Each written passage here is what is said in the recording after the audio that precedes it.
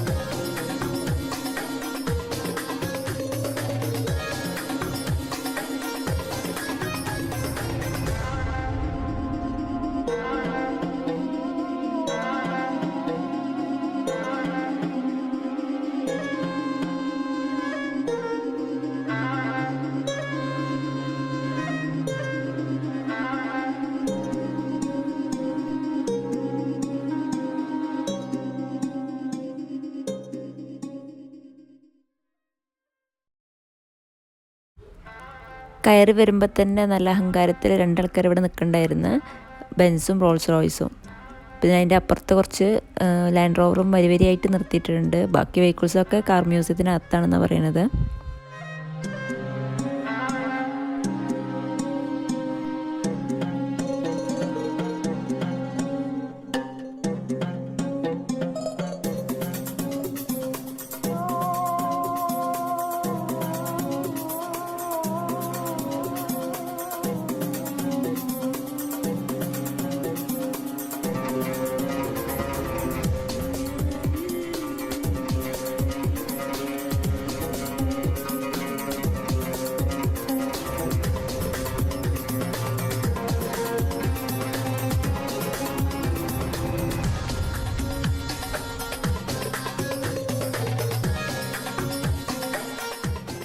First നമ്മൾ കയറുന്നത് car മ്യൂസിയത്തിലാണ്. ഇപ്പോൾ ഈ പുറത്തൊക്കെ കണ്ടതിന് പുറമെ ഇതിനകത്തും കുറേ ക്ലാസിക് കാർസിൻ്റെ കളക്ഷൻ ഉണ്ട്. അതുപോലെ തന്നെ അതുമായിട്ട് ബന്ധപ്പെട്ട കുറേ സംഭവങ്ങളും ഷോ ചെയ്ത് വെച്ചിട്ടുണ്ട്. അപ്പോൾ ഇതിൻ്റെയൊക്കെ കറക്റ്റ് ഡീറ്റെയിൽസ് പറഞ്ഞുതരാൻ ഇതിനകത്ത് ഒരാളുണ്ടായിരുന്നു. ഈ വെഹിക്കിൾസിനോടൊക്കെ ക്രേസ് ഉള്ളവർക്കൊക്കെ നല്ല ഇഷ്ടമാവുന്ന ഒരു ഏരിയയാണിത്. നമ്മൾ കുറേ കാണാത്ത കുറേ മോഡൽസും നമുക്ക് പേര് പോലും അറിയാത്ത കുറേ മോഡൽസും ഒക്കെയാണ് ഇതിനകത്തുള്ളത്. പക്ഷേ അതൊക്കെ കറക്റ്റ് ഡീറ്റെയിൽ ആയിട്ട് നമുക്ക് അവർ പറഞ്ഞു തരുന്നുണ്ട്.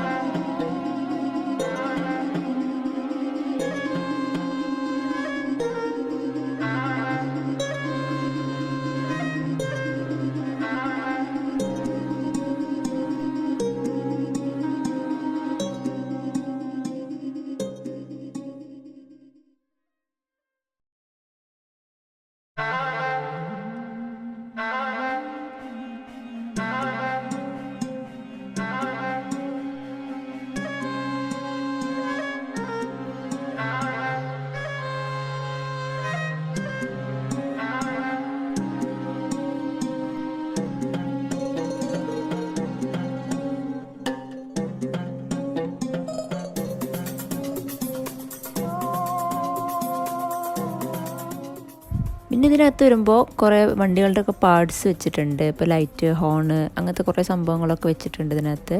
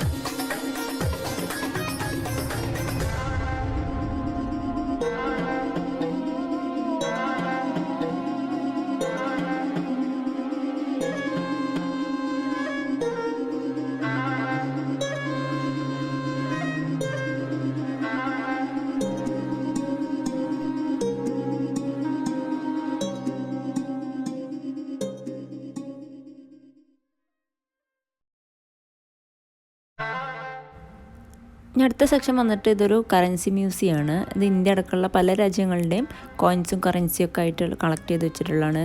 റയർ പീസസ് ആണ് എന്നൊക്കെ പറയുന്നത്, പക്ഷേ പുതിയ പീസും എല്ലതും ഉണ്ട് ഇതിനകത്ത്.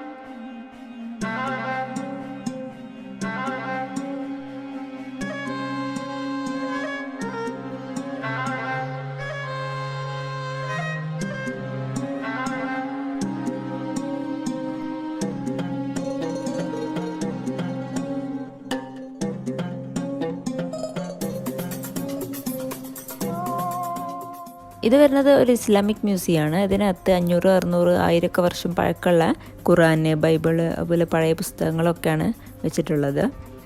ഇപ്പോൾ ഹാൻഡ് റൈറ്റഡ് ആയിട്ടുള്ള ഖുറാനും ബൈബിളും ഒക്കെയാണ് ഉള്ളത്.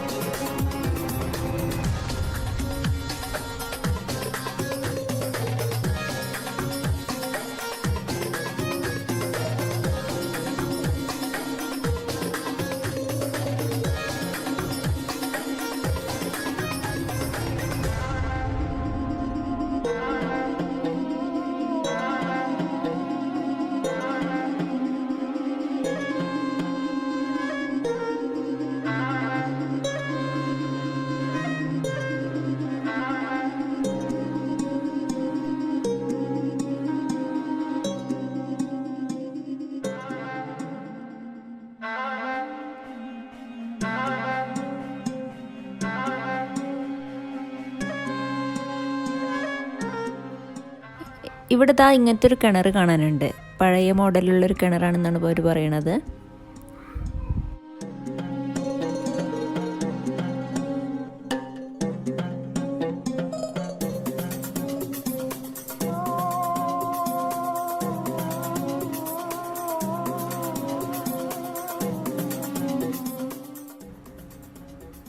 ഇതൊരു എമറാത്തി സ്ട്രീറ്റ് അങ്ങനെ കൺസ്ട്രക്ട് ചെയ്ത് വെച്ചിട്ടുള്ളതാണ്. ഇപ്പോൾ ഹെറിറ്റേജ് സ്റ്റൈലാണ് ഇതിൻ്റെ ഒക്കെ ഇൻറ്റീരിയറും ഒക്കെ വരുന്നത്. പണ്ടത്തെ അവരുടെ ബിൽഡിങ്സും വീടുകളും ഷോപ്സും അങ്ങനത്തെ കുറേ സംഭവങ്ങളെല്ലാം കൂടെ ഉള്ളൊരു സ്ട്രീറ്റ് പോലെയാണ് ഇത് സെറ്റ് ചെയ്തിട്ടുള്ളത്. ഇതൊക്കെ റീകൺസ്ട്രക്ട് ചെയ്താണെങ്കിൽ പോലും ഇതിനെ യൂസ് ചെയ്ത വിൻഡോസും ഡോർസും ഒക്കെ പഴക്കമുള്ള സംഭവങ്ങളൊക്കെ തന്നെയാണ് അവർ യൂസ് ചെയ്തിരുന്നൊക്കെ തന്നെയാണെന്നാണ് പറയണത്.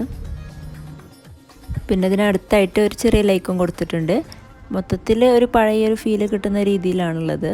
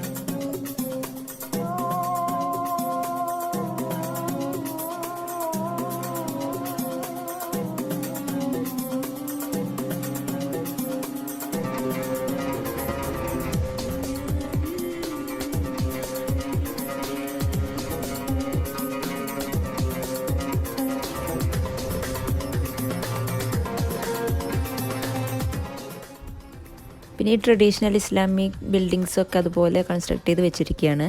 അവരൊക്കെ ഓരോ പർപ്പസിന് വേണ്ടി യൂസ് ചെയ്തിരുന്ന ഓരോ സ്ഥലങ്ങൾ അതുപോലെ തന്നെ റീകൺസ്ട്രക്ട് ചെയ്തതാണ് ഇതൊക്കെ. അതിൻ്റെ റൂഫ് പോലും അതുപോലെ തന്നെയാണ് ഇവർ ചെയ്തിട്ടുള്ളത്.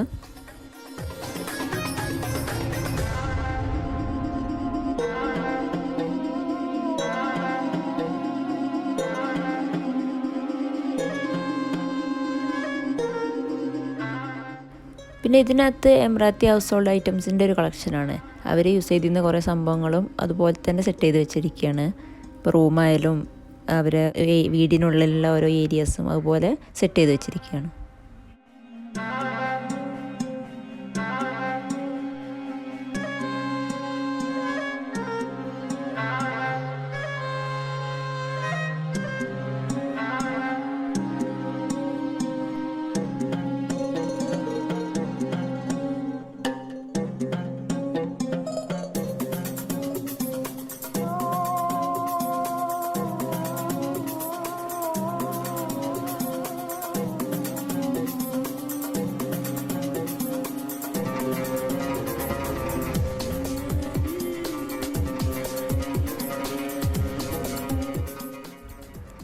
അപ്പോൾ ഇന്നത്തെ ഈ വ്ളോഗ് എല്ലാവർക്കും ഇഷ്ടമായെന്ന് വിശ്വസിക്കുന്നു.